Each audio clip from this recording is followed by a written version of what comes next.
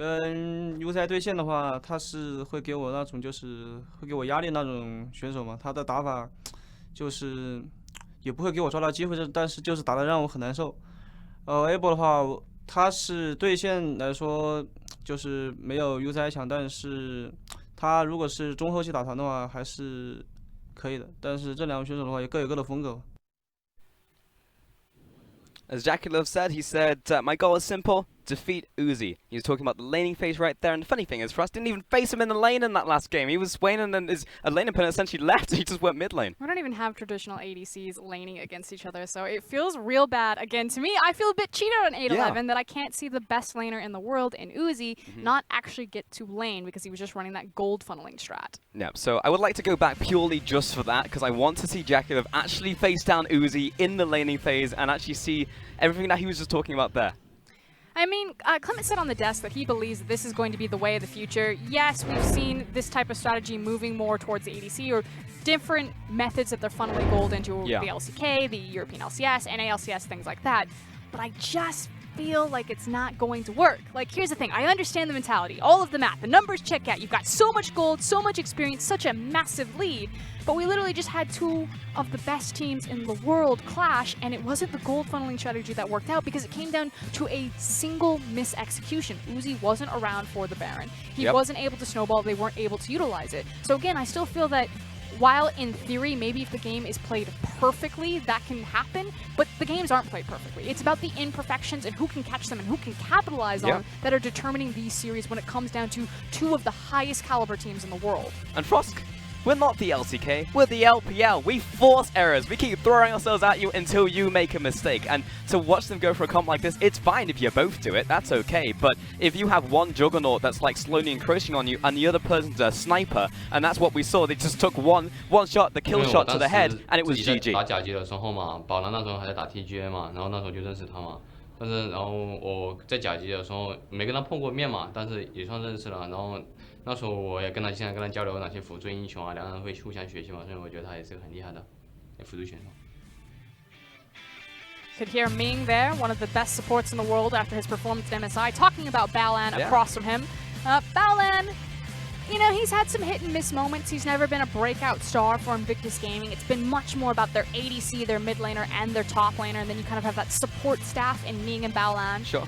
But trying to hold his own. I mean, he's still a damn good support at the end of the day. Like, the kid's got spunk, you know? Like, you watch him come in top side of mid, pick up Mobies, and like, you know, I'm just gonna gank mid. And like, sometimes it works, sometimes it doesn't, but Baolan, he's still making things happen for Invictus Gaming. It's really the creativity. And Invictus Gaming, they don't really have a lot of creativity. They're kind of like a hammer in the LPL. They see the nail and they just understand that if we just smash it in lane, like it's gonna go into the board. Baolan does offer a little bit of that X factor. He can step up sometimes, pull out hard engaged supports like the Rakan. He's one of our #1 Pyke players in the LPL, or at least one of the few supports that's consistently grabbing hold of it. So again, if I'm gonna assign any credentials to Baolan, it is his creativity in terms of his gank paths, in terms of his champion pool.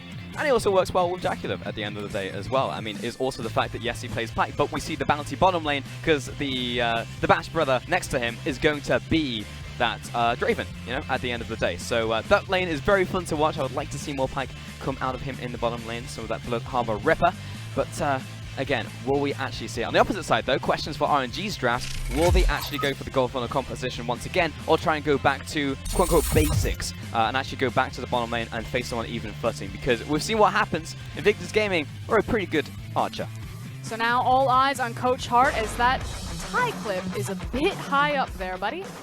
It's still a little bit tilted. And to be fair, so RNG, so it makes sense. Well, let's take a look at the ban so far. It will be Aatrox followed by Nocturne coming in, and Invictus Gaming will remove the Rakan from Ming, of course, so get that Xayah out of here, and also the Kai'Sa. Have to think about that one when you're facing down Uzi. I think you have to ban Lucian here. Unless Invictus Gaming really respect the Swain that much, they priority pick it in game #1 from blue side, and instead, it's going to be Xiaohu's Zoe. So picks like Lucian are up and available.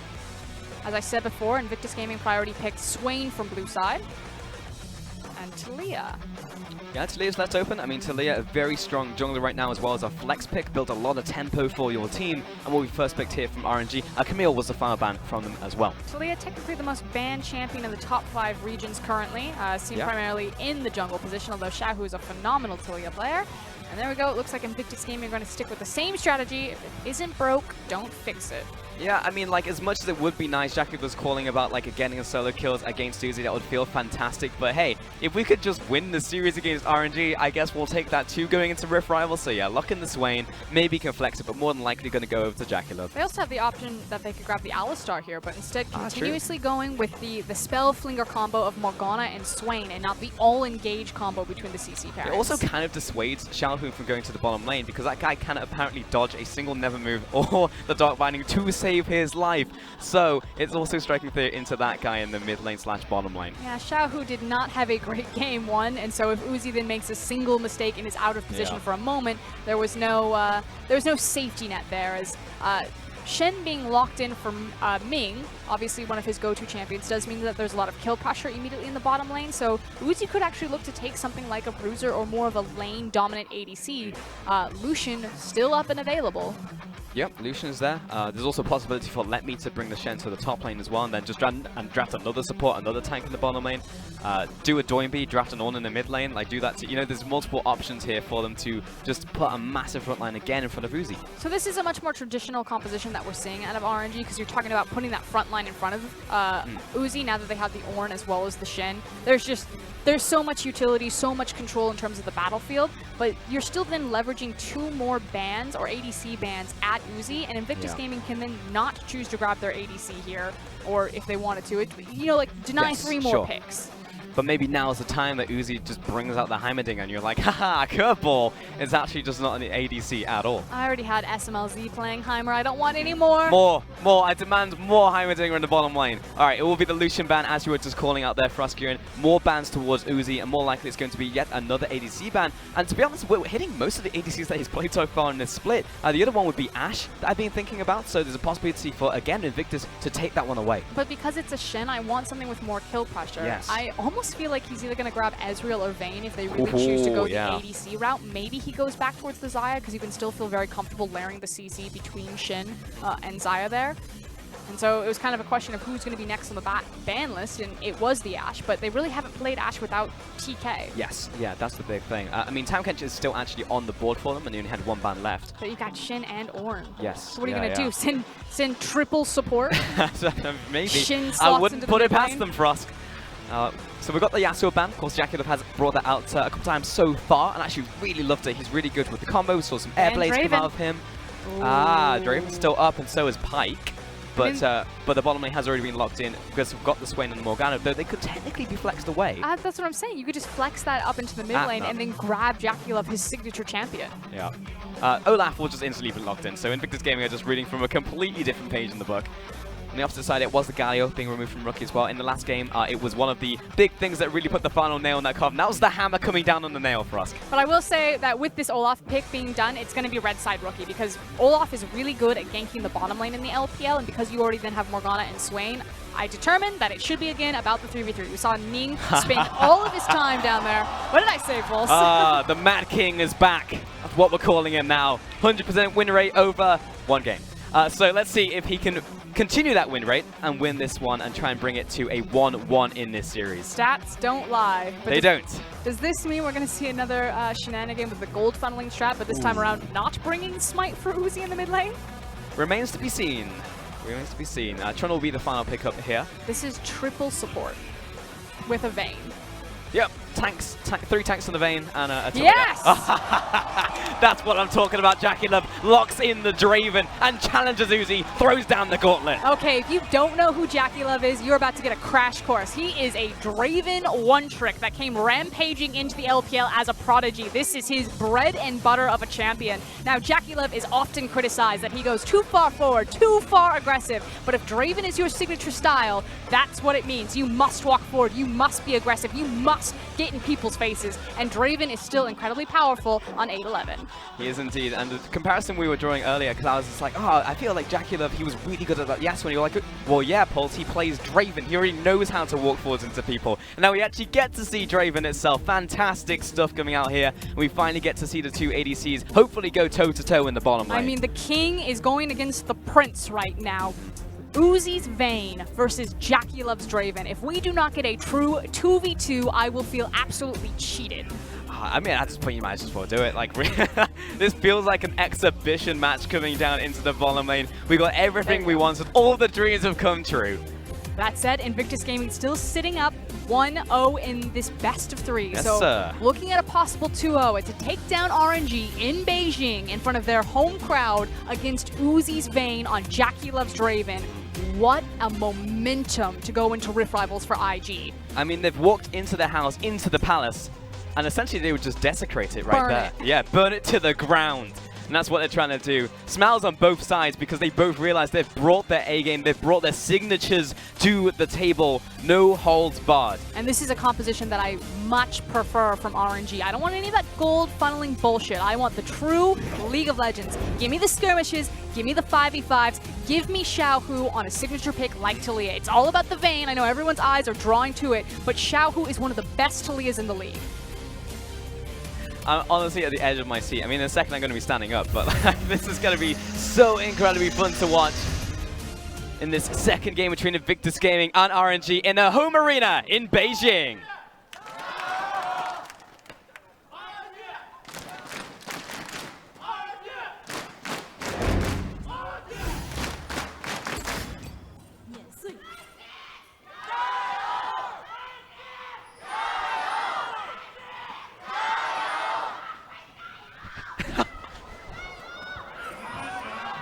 Descent in the ranks. The formation has broken apart. I will say Invictus Gaming, I mean, like in the home arena of RNG, definitely had the louder chant right there. Well, Invictus Gaming are one game away from striking back and getting true revenge. It was RNG, the single thorn in their side that denied them their record-breaking split and an appearance at MSI. So, looking at this one and hoping to close it out right quick, especially with Jackie Love on Draven. So we take a look at the keystones. Yep, we've got Talia. It's going to be Xiaohu's Talia in the middle lane, picking up that execute. Going to have the triple tap coming in there in the bottom lane for Uzi when I press the attack. I'm going to have Conquerors as well for Ejaculate. Very easy for him to maintain that and put up the damage there on that ADC. Uzi in the top lane. Are you running away, Uzi? Is that what you're doing? I mean, it makes sense. Vayne does. still has a very hard time in the lane phase. Draven is a champion that can absolutely dominate lane phase. And Vayne also does incredibly well against Mundo. She's a long-time counter to Mundo because she runs at the champion and she just shoves him away. And a lot of other ADCs really struggle to deal with him in team fights. So I like the idea here. Vayne could actually have kill pressure on Duke, especially if he doesn't get any assistance from Ning. So I like it. But again, I wanted to see the Jackie Love Uzi lane phase. What a tease.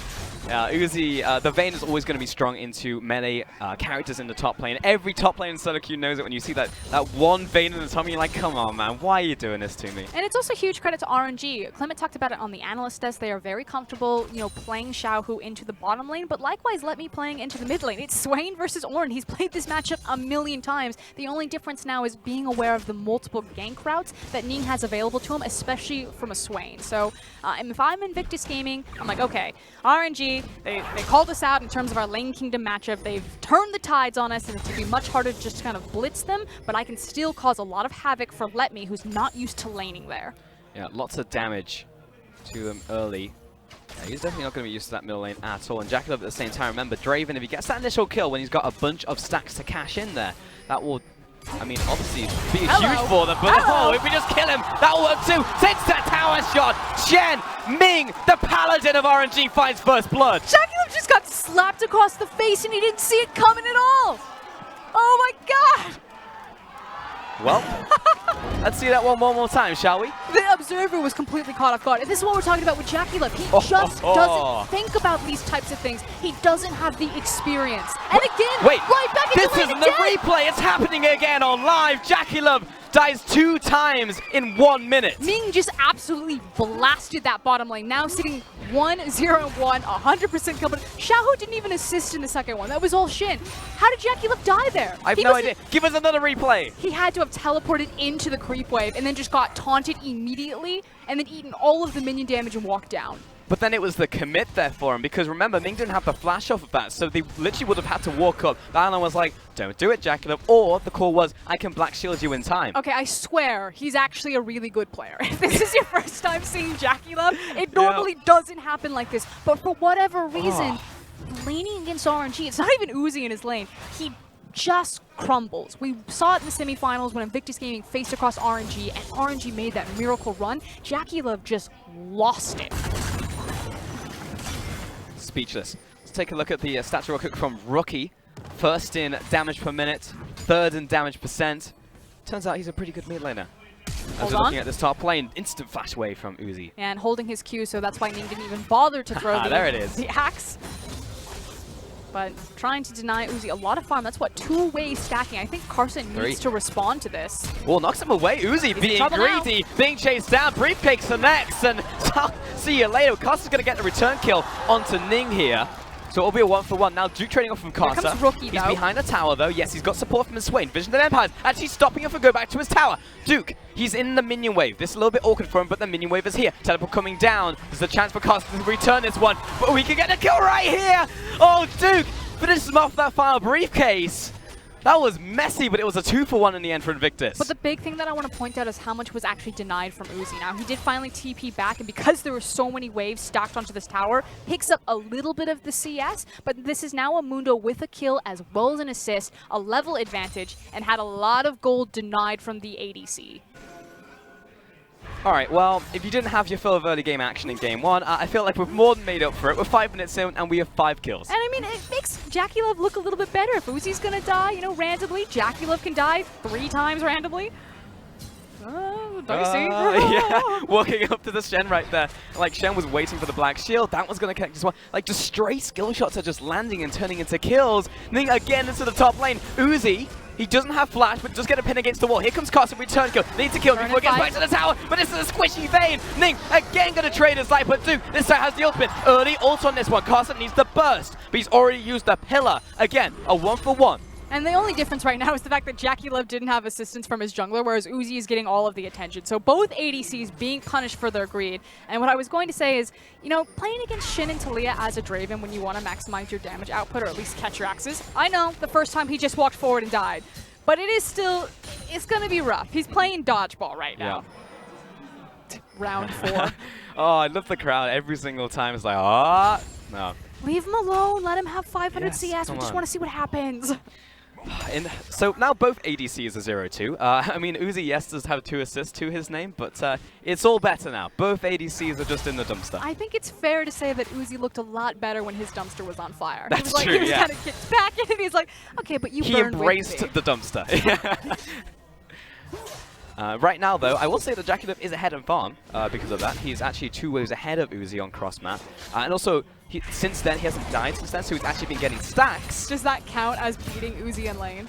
When you don't lane against him and you get a CS advantage? Maybe I will say yes when he cashes in all of his stacks. Because if he does then that's going to be the big swing, but it's a fun question to ask, actually, yeah. There really shouldn't be an opportunity for him to go aggressive until his jungler gives him some attention. And Ning has made it very clear that he is all about Uzi right now, getting deep vision to check to see if Karsa is going to interrupt the party, but he should be looking for the blast cone and then just race in. Yeah. Uzi has to know. He's like, no. These shenanigans, I'm not ready for this. Karsa, come up here. I need you. Please cover my flank. All right, clear away that ward. Blue buffs up as well. Ning's probably going to contest this. Level 6 to level 6. But he shouldn't reveal himself. Yeah, I like this. Wait till the wave crashes and then just kill Uzi. They're also bringing everyone knows. Lemmy's chunked, but he does have his ultimate, so he's able to assist, but Rookie's here first. Key summoners, though, JackeyLove's TP is about to come up, so technically this could be a numbers advantage to IG if they decide to pull Draven in the next 10 seconds. Which, over a blue buff, I wouldn't really agree with, but I was kind of on the edge of my seat, wondering what was going to happen. Yeah, it was a lack of knowledge as well. Is Uzi going to come down? And it's a jungle fight where Uzi gets a very easy condemn, so let's just not risk it. We've already gotten 2 kills onto Uzi in top lane. Aggression into the mid lane as well. Rookie low on mana. It's been 7 kills so far. Talia's having a great time. Of course, she just gets to insta-shove a lane. That's true. And then have her Shin.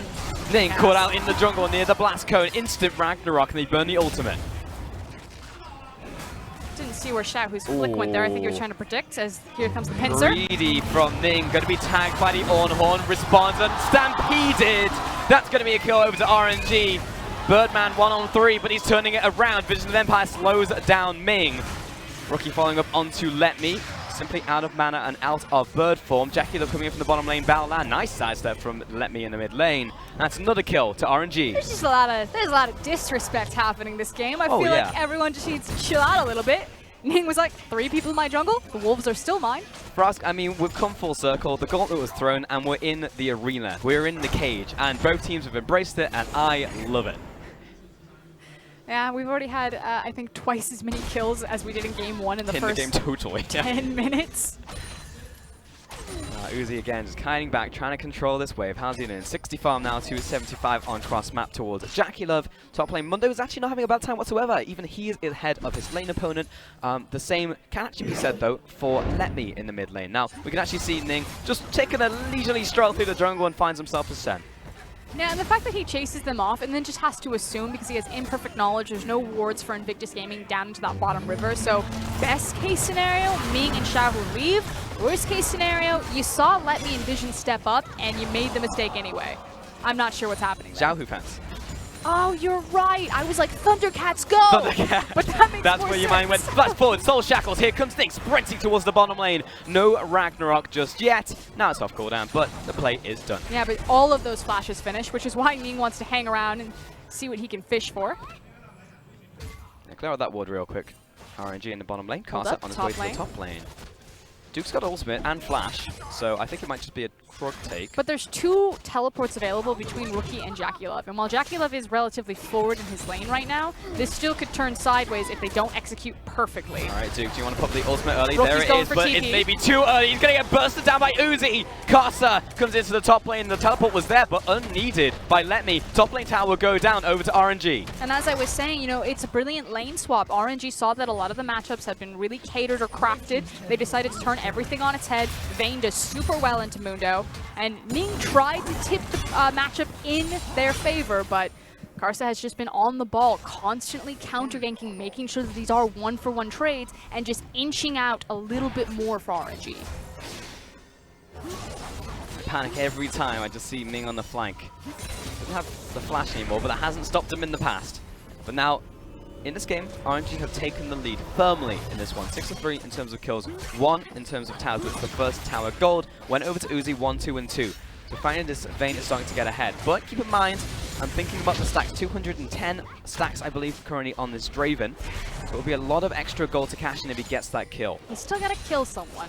Yes, that's the key thing, though. And Shen and Talia have kind of made the pact that they're just going to push in, especially because they don't have their flashes available. Maybe if they have their summoners, then they look to go aggressive. But it's really just been still all about Uzi, even though he's not in the mid lane and not in the bot lane. Moved up towards the top lane, but Karsa's given him 4 ganks, as well as his jungle camps. He actually just took the wolf camp. I mean, look at him. He's, what, 800 gold ahead now of JackeyLove. That's that first tower gold also chiming in there. Plus, he's got the Blade of the Rune King. He's actually hit a spike for himself into this Mundo matchup by itself. And obviously, that's huge. You were just talking earlier in the laning phase. This is one of the classic counters to Mundo in the top lane. And now he's got the bread and butter item to do that continuously now into this Mundo pick. There was just a hilarious moment when I was casting back at IEM Clone, like so many years ago. Ooh, and it was, that's a throwback. That's a long time ago. The QG Reapers versus H2K, I believe. And Mundo was picked up, and then Vayne was locked in as the counter pick. And I got to sit and talk to Veteran afterwards, the coach at the time, and I was like, why did you not ban the Vayne? Like, why wasn't this taken away? And his response was, in all honesty, I just forgot about it. I mean, who honestly goes into a draft and is just like, all right, guys, we're drafting Mundo top. Remember about the Vayne. And it is one of those relationships again because you haven't seen the champion in a long time, but you must respect that Uzi's going to bring it out, and Duke might be getting in. Almost just solo kill Duke in the top lane. Oh, hang on. Oh, okay. Karsa's going to finally get the kill there. Calculated. He pretends to miss the auto to bait out the flash. Gotcha. That's what happened there, yeah. 100%. A-clicking. That was almost bad. Anyways, yeah, got the kill on top lane, and they got the flash for free anyways, so good stuff. That kill goes over to Karsa in the jungle now, 3-1-1. Ning walks it into the mid lane to give Rookie a push into the mid lane so he can probably get it back for himself. And the question really is, you know, how much or how long are they going to keep Uzi up into this top lane? Are they just going to create a safety net underneath him with a lot of vision and just continue to isolate this 1v1 in the same way that Kingzone would do with Khan on his Jace? Or are they eventually going to start moving this Vayne around the map? Because she's not an ADC that's really built for sieging towers. She's still that traditional duelist, so it still fundamentally changes how they're going to snowball this game out, even though it's the ADC or Uzi that's gotten ahead.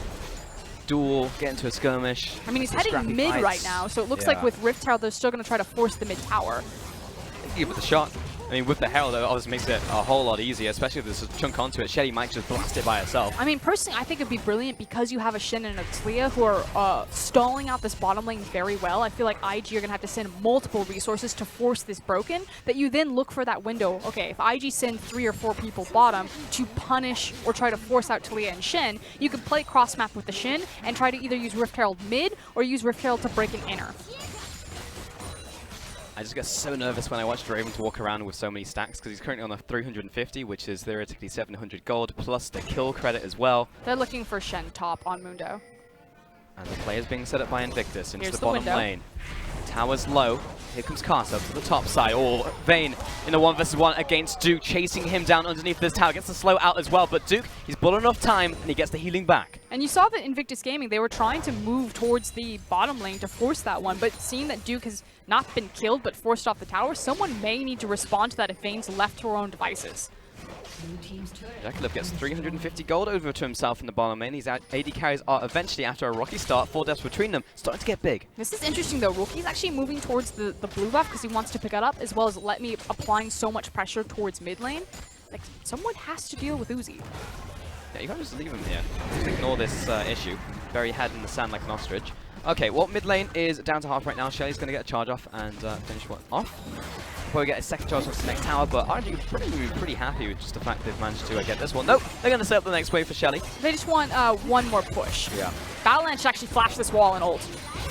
Ooh. Flash the wall and ult. There we go. There it is. The Storm Shackles are on. The follow-through comes in, but JackeyLove is so far behind the play. Nick still gets skill on the Xiaohu. He jumps away with the Ragnarok in tow. Rookie in the midst of the fight right now, flashes away. Castelo himself needs to back away from this, but he's being chased down by JackeyLove. There's the second kill. Q lands onto Ming, out from the Mundo. Follow through from Invictus, but again, the Q doesn't land. The Darkbind doesn't connect. 2 kills from Invictus Gaming. And remember, if Ming is the one true support, Baolan is about the creativity. Ning, what are you doing there? Uzi has found you, and he will finish you off in style. Baolan's about creativity, and Ning is just about brain farts. I don't know what what the hell that was. Condemned. That's like the 3rd time that's happened to him. That's true, yeah, I know. Just over this last week and a half, Ning has had very questionable moments. It's interesting, for a while there, he was kind of leading the charge as our newest upcoming jungler, especially with Condi taking a step back from Team WE. A lot of people were looking for Ning, but some good news, because back to Baolan. I love the play here. Again, it's this idea that he's constantly creatively looking for these opportunities. So many Morganas will sit back and fog of war, they'll throw blind bindings, but it's Baolan who's walking towards the top side of lanes because he knows that they're less likely to be warded, trying to force these types of engagements and getting a beautiful Morgana ultimate to set up Invictus Gaming to succeed, knowing that Uzi wasn't there. So not only did they get the 5v5, they got the TP off of the duelist Vayne in a side lane. Overset there as well from Carson mid-team fight. Felt like he had it, didn't have it. And JackeyLove also got slowed down at the start of the fight, so it looked good from RNG. I think that just kind of goes into a false sense of security. It says Xiaohu is, ooh, okay, that's going to be smited away from by Ning right there, but still contesting. Xiaohu is in the mid lane. And again, that was big things for Invictus Gaming, absolutely, just to come back onto that one, because they win that fight, they still got some fight in them. But I will say that JackeyLove, in all of that, didn't get a single kill for himself. Feels bad, man, but he does have his Bloodthirster, so Yes, he does. Still feels okay. And again, we're still in a similar type of game, number 1, where you have 2 damage threats versus, what, 5 damage threats from Invictus Gaming, depending on what Morgana's itemization is. I mean, at least for the early game, she's still going to hurt. It's a question of whether that's going to scale off later. Mid lane tower did take a bit of a beating, though, from Shelly's second charge. We're now 18 minutes into this one, and RNG still leads in terms of gold, but as you said, there were multiple down threats, 5 down threats even on Invictus Gaming to actually put some hurt in these team fights onto RNG. But the scary thing is that wasn't a 5v5. And when it comes to true draw the line of scrimmage 5v5, especially in this composition from RNG, we're still going to heavily weight this towards RNG because consistently in the past they've shown to execute here, whereas IG have not. And to be frank, while JackeyLove is a phenomenal Draven player, it's still really difficult to 5v5 with Draven. Right now, while he's kind of cropped back back in the 8-11 meta because of the itemization changes. You know, he isn't reliant on the crit like the other ADCs that fell out of favor. He's still really hard to play in 5v5s because you see where his axes are going to land, and he needs to keep up that damage threat. So lane phase got buffed in 8-11. The itemization buff helped him kind of crawl back into it, but he hasn't really broken his stride in terms of competitive viability because of his inability to 5v5. And if we just look at the team comps as a whole, last game we had the Juggernaut versus the Sniper, and the kill shot was taken, game 1 over. In the second game, it feels like we just have 2 Juggernauts going up against each other front to back. It's like, all right, well, there's no longer the precision, there's literal precision protocol coming in from the Camille, and a Galio just right on top of the ADC. I just think it's so less to do with JackeyLove, though, in terms of responsibility. I mean, he's on his Draven, he's going to be having a good time, but he doesn't have to go off for his team to win. Uzi has to go off for RNG to win. Even though Xiaohu is on someone like Talia, it's still all about the Vayne. So for me, IG, you're looking at Rookie, you're looking at Duke, you're looking at Ning. These are kind of the 3 guys that are really responsible for getting a hold of that Vayne, because he can only push one of them back. So particularly Ning, he needs to find that execution on him. And not just tactically during a team fight. Yeah, just make sure that happens with Raptors, not in the 5v5s. And JackeyLove just needs to sit next to Rookie and have Rookie create zones for him so he can fight front to back. If Vayne steps forward, yeah, maybe you'd give her a nice 1-2 with an axe, half her health's gone, step up again. Nice. Yeah, square up, Vayne. Banner of Command picked up in the jungle there by Ning just now, and also placed down into the top lane, it looks like. Sneaky, sneaky. Ooh, flirting with the idea of Baron. Uzi. He's losing. Uzi. It's fine, it's honey fruit. It's MSI all Eat over your 5 again. a day. He flashed into the Baron bit and died. Yeah, it's fine. This time, I mean, it was literally only the Baron and him. He thought it'd reset. Ming still gets tagged by that one. Duke's going to find the Q. Cleaver. They don't want to fully commit onto this one. Draven's not in position, nor is Rookie, and would not want to burn his teleport over nothing. Uzi's going to get his health back anyways in the top lane. He's got his Blade Ruin King and the Gwynsu's Rage Blade, and he can also deal with this pesky minion that Ning has promoted up there. As Duke is in tow, and they are looking towards the top lane, but hey, there's a control ward, so it's going to be 75 gold down the drain, but also Vayne is not dead. Here comes Ming as well, carrying out wards, doing 2 versus 2, and Duke is already low. Flash forward, dodges away from the Shadow Dash flash, and Duke, last towards him, like there it is, Uzi finds the finish. Ning kiting away, he's got the rest of the team behind it. Oh my god, the damage. Uzi is following through, looking for his third. Balan over the wall, and JackeyLove needs to run away. 2 kills to RNG. And this Vayne is just a big deal, and no one is helping Duke out here. It feels like he's not used to the matchup, that he hasn't seen it in a while. He keeps leaving himself overextended. To be fair, he was punished very heavily by Karsa in the early game, but it has finally been the breaking point as Invictus Gaming lose control over this Baron pit, don't have access to the smite, and have the only option to try to team fight for this. Horn, dodged away from by JackeyLove, but that is a flash down. Approaching is going to be definitely a pain now. Over the wall, can he get the steal to happen? No, it gets secured by Karsa. This time we have a jungler with the smite. I'm gonna secure it. RNG firmly in control. And what it comes down to is when we have standard compositions closer to what we saw in the 8.8 patch, it's RNG who just look like the cleaner execution team. When Invictus Gaming took the team fight, it was a 4v5. Uzi wasn't in position. But when Uzi is in position, when all of the cylinders are revolving around him, suddenly RNG are that well-oiled MSI championship team. That is where the magic happens. I know I've talked about it a lot, but I'm still just nervous because JackeyLove has 530 stacks. That's like he's got to kill someone. 300 gold, and we're 22 minutes in. It just makes me nervous. JackeyLove won't be able to stop this mid tower from falling because we have a Baron up, Baron minion, I believe. Yeah, Banner in from Ning. So Baron endorses his name, and knocking down towers is his game. Uzi, meanwhile, looking to prep the bottom wave as well as deny Invictus Gaming's own cannon creep. So it feels like an RNG are just going to prep this one and then rotate bottom. Yeah, old Spirit's Refuge there onto the cannon minions to stop it from being damaged. Oh, hello. We've found the little tiger right here. He's going to have to flash away from this one. Little Tiger's positioning has been quite precarious over the last few weeks. Yep. Xiaohu needs to certainly tighten up his play, especially because, again, Talia is one of his signature champions. Should be very used to it. I think so, but Uzi's having just one of those games, so it might be just okay. Ooh, Binding just connects there onto Carter as well, but again, Uzi's able to step into these towers. These are pretty much gimmies at this point. Invictus Gaming finding it hard really to initiate on top of these. Of course, they're going to try and store this as long as possible, but again, in RNG, these are just standing gold for them right now that they can knock over and get for themselves. They are just about for 7,000, 8,000 gold ahead. Going to pick themselves up another dragon in the form of an Ocean Dragon, and the next one will also be Infernal. So RNG just getting further and further ahead in this game. Unfortunately, at this point, I just feel like Invictus Gaming kind of got outmaneuvered in terms of what their composition wanted to do. Yes, there are still options for them about if they play this out late game, maybe they can find the assassination on Uzi, maybe they can clean it up, but RNG just have so much control between the Trundle, Ornn, and Shen to create zone for Vayne, and then she has her own safety with the Tumble as well as the Condemn, that it's still very difficult to find those windows, especially against the best Vayne player in the world.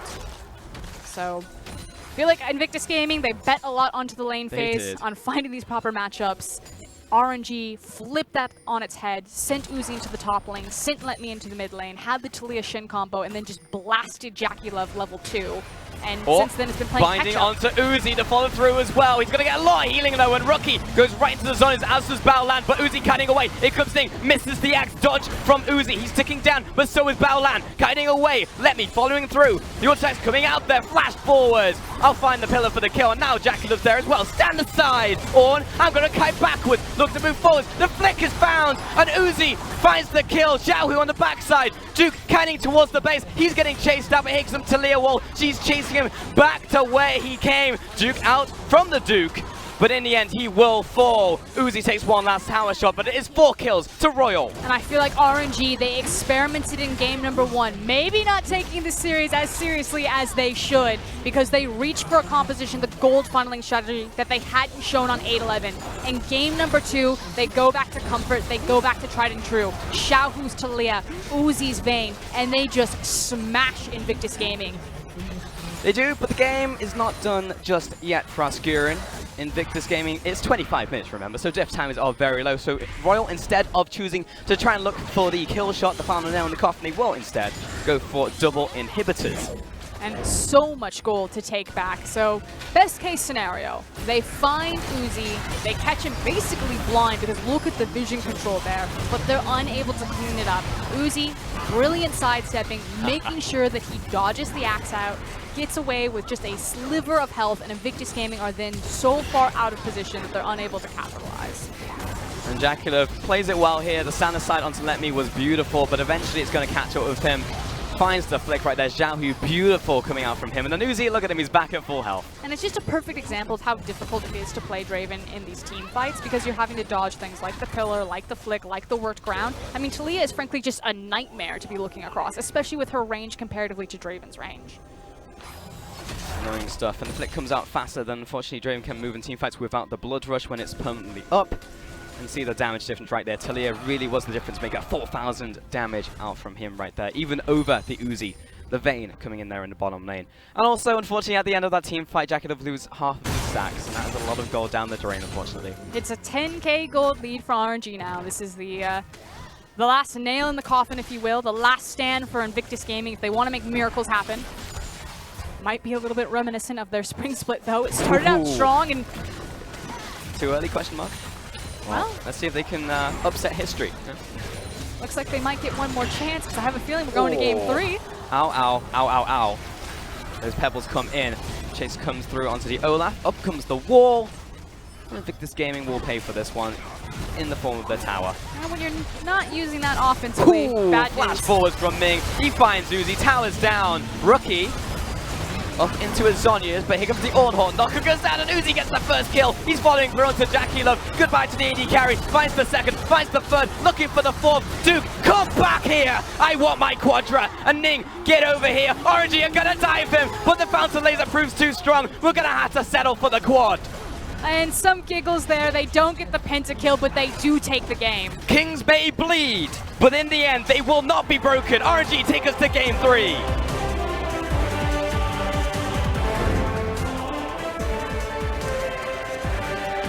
No 2-0 sweep today between RNG and Invictus Gaming. It was as if it was scripted to be. We're going to game 3. And the best part is that this will not be the only time these teams face, because we are both in the Western Conference. We will get to see RNG and Invictus Gaming face twice before a possible rematch in what I assume will be playoffs. Hopefully finals this time. Hopefully, yeah. I mean, this would be a kick-ass finals for certain. I mean, this best of 3 by itself. This is the start split. Again, as you said, facing each other again in the next time they face in their intra-conference play. But this was already a banger of a series. And we get another game as well. So excited. I mean, we're coming into today and it's just like, this actually just could be a 2-0 here. Could be very fast over to RNG. And Invictus Gaming come out swinging, take game 1. RNG show that it's time to wake up. They step up off their throne in their arena, in their palace. And they say, sit down, kneel before the kings. And it's not 7.9k this time around. It is 30k coming out of Uzi's Vayne. That 1v1 top against Duke. Poor little Duke just got thrashed up there.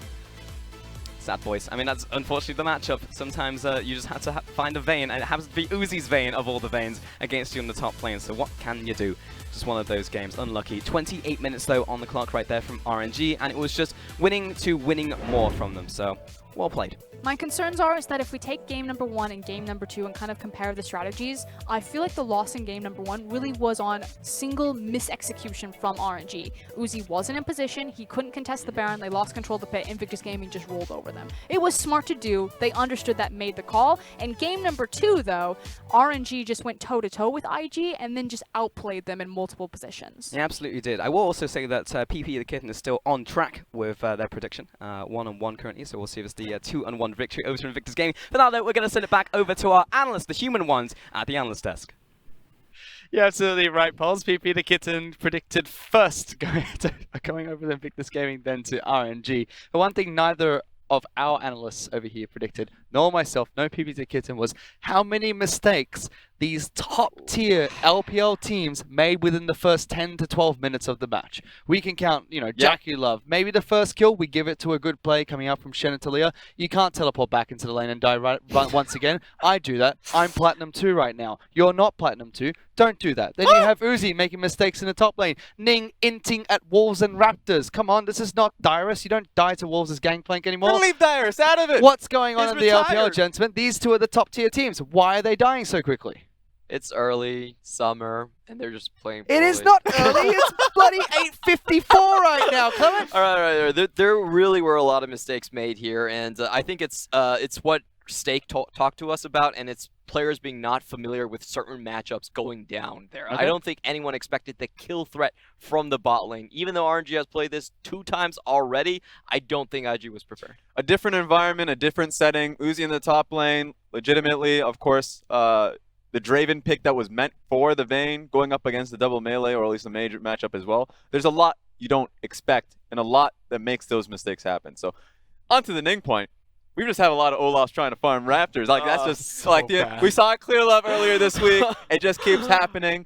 You got to relax. But I agree, there's a lot of mistakes happened earlier on this game, and it came down to the fact that both these teams had very viable compositions. You can already see right here. I love the idea of Vayne being drafted in, and Clement, you made a good point about it, because they already saw the Mundo, so they recognized that, you know, Draven getting drafted here, we can go top lane and have a fantastic match. Yeah. And Clements, it's not the first time we've seen RNG send their AD carry to the top lane. Uzi did at the very start when they went up against JD in their opening match. Even though they lost that 2-1, it's not the first time RNG have showcased this strategy. I don't think it's correct this time, but I have to point out, I think the direction for RNG is tremendous because they are realizing the potential of gold funneling, and they're moving around their players into different positions based on the matchups. Yes. Based on the matchups. That's not something that we have seen from any other team yet. They run a particular strategy, and they always run it. But this time, they know that, hey, you know, Mundo can't do anything to the Vayne once I get enough levels. He started the game 3 kills behind, still able to pull this off. Yeah, once you have the 2 core items there, Guinsoo's Rage Blade